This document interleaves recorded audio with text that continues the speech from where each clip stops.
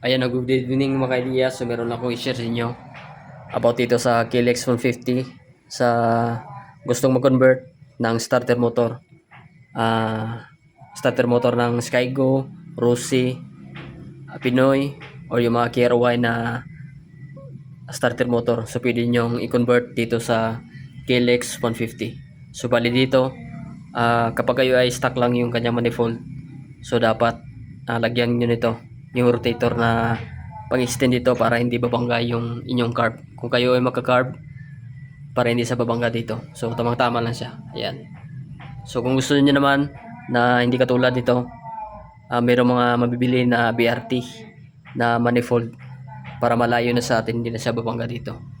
Ayan. So yung nagtanong sa akin na paano sa i-convert yung starter motor ng ito sa Rossi ito. So ito lang gawin nyo. Di ba dito yung kanyang tornilyuhan? Ayan. So pwede na hindi nyo na ilagay dito. Ayan. Kasi may distance. So dapat ito may ideas, gawan nyo siya ng bracket. Ayan. Kahit itong isa lang, hindi na yan gagalaw. Ayan. So pagkatapos i-bolt nyo dito. Ayan. Dito sa engine support. Ayan. I-weld nyo lang, lagyan nyo ng nut sa ilalim at nakabolt. Ito yung dito nakakonect yung kanyang body ground. Ayan. So ganun lang pag-convert mga ideas. At dito hindi na sa babangga sa kanyang tensioner. So ayan, ulitin ko. Kapag ganito lang kayo, stock lang. So lagyan nyo ng rotator para hindi sa babangga dito. Kapag kayo ay naka-carb. Ayan, tamang-tama lang siya. So ganun gawin nyo. Ayan na isang tips about dito sa starter motor na pang Skygo, Rossi, at same dito na starter motor. Pwede nyo i-convert dito sa Skygo. At malakas pa ito kanyang starter. Ayan. Hindi lang natin i-start.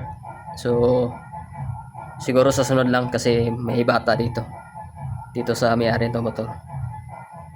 Baka maingay. Ayan. Wala kasing tambutso. Ni-repair na may-ari. Ayan. So ito yung dati naka 63 block niya. So may isang taon na to yung pagkabit natin ng kanyang cylinder block at na-port natin kaunti yung kanyang head. Yan. So ito yung KLX 150. Small ito. Kinonvert na may-ari. Ayan. Ito yung kanyang body. So dati white, ngayon green na. So yan, isang tips lang about dito sa KLX. Peace out.